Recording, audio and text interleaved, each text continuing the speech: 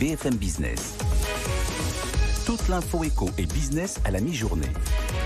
60 minutes business. Thomas Schmel. Midi 19 sur BFM Business. Figurez-vous, nous sommes en 1972. La célèbre école polytechnique fait sa rentrée et au milieu de la nouvelle promotion, il y a une femme, Anne Chopinet. Parmi 7 autres femmes, elles sont les premières à intégrer la célèbre école d'ingénieurs. Et surprise, stupéfaction au plus grand nombre, elle était aussi la major d'entrée de la promotion. 50 ans après, où en sommes-nous de la place des femmes au sein de l'X? Pour en parler avec nous, Laurence Jacques, bonjour. Bonjour. Présidente de l'association de Sciences ParisTech au féminin, issue vous-même de la promotion X88. Laurence, j'ai une question toute simple à vous poser. Quelle place occupent les femmes aujourd'hui à Polytechnique, ou plutôt, quelle place Polytechnique laisse aux femmes aujourd'hui? Alors aujourd'hui, les femmes représentent en moyenne 17% des promotions à Polytechnique. Chaque promotion fait à peu près 550 élèves. Donc cela a progressé par rapport aux 7 initiales donc de 1972. Cela a progressé par rapport à mon époque également, puisque en 1988, nous étions 8% de femmes sur une promotion de 320. Mais on est encore très loin de la parité. Et on est encore même en dessous de la moyenne des femmes dans les écoles d'ingénieurs. Elles sont plutôt entre 20 et 30% dans les autres écoles d'ingénieurs. Et à Polytechnique, parce que Polytechnique sélectionne beaucoup sur les filières maths, elles sont aux alentours de 17%. 17% seulement, 7 femmes il y a 50 ans. Aujourd'hui, on est encore très loin de la parité. 83% des étudiants de Polytechnique sont des hommes. C'est historique, c'est parce que c'est une école qui est en partie militaire. Comment on explique peut-être un manque de candidature de la part des femmes?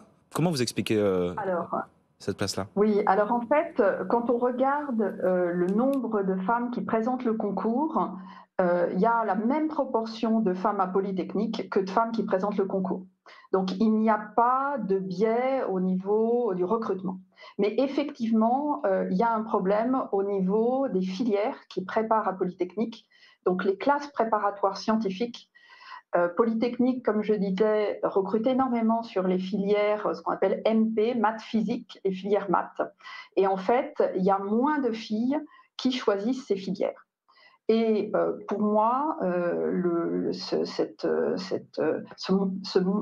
moindre candidature des filles dans ces filières est très largement liée à des biais d'éducation.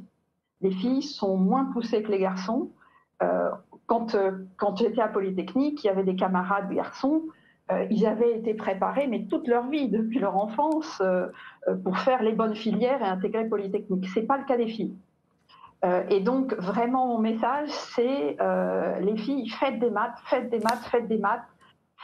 au lycée, choisissez les filières maths en prépa. D'abord, les maths, c'est marrant, c'est super, on est faites pour faire des maths, et ça vous permettra d'accéder à toutes les écoles d'ingénieurs, et en particulier à Polytechnique. Et c'est ça qui viendra peut-être combler cette absence, finalement, ce vide laissé par ce manque de candidature, faire des maths. Commencer le plus tôt possible à expliquer aux femmes qu'elles ont toute leur place. Aujourd'hui, j'ai lu quelques articles de presse qui racontaient à l'époque l'intégration d'Anne Chopinet. Ses 6 camarades, on leur demandait si elle n'avait pas peur qu'on la prenne pour un monstre, si elle était normale. 7 représentantes du sexe faible admises chez les militaires. On a dépassé aujourd'hui ces considérations-là? Alors, en 1988, donc quand j'étais à l'école, moi j'ai le souvenir de 3 années super. Nous étions en minorité, mais moi mon souvenir c'est qu'on était chouchoutés et il y avait pas de problème. Quand aujourd'hui dans les promotions, les femmes ont toute leur place, donc les femmes qui arrivent à Polytechnique ont toute leur place. Le fait que ça soit une école militaire n'est pas du tout un problème. En tout cas, les options militaires, les options de service sont tout à fait adaptées. Le principal problème, c'est qu'il n'y a pas assez de candidates. Les filles ne s'autorisent pas à tenter le concours et ne choisissent pas les bonnes options dès le lycée pour pouvoir accéder aux prépas qui vont permettre d'accéder au concours polytechnique. Faire des maths donc pour augmenter ce taux, 17% d'étudiantes, qui explique en partie cette intégration laborieuse à l'école prestigieuse. Ça se ressent aussi, Laurence Jacques, au long de la vie professionnelle du coup de ces femmes après l'école?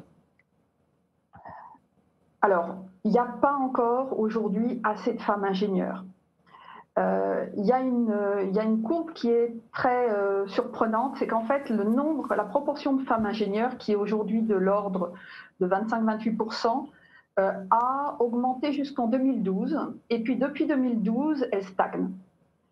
Donc pourquoi? Pour moi, toujours un biais d'éducation. On n'explique pas assez aux jeunes filles, et c'est un des objectifs de Sciences ParisTech au féminin, qu'elles ont toute leur place dans les carrières scientifiques, et que il y a vraiment, ça ouvre à énormément de fonctions.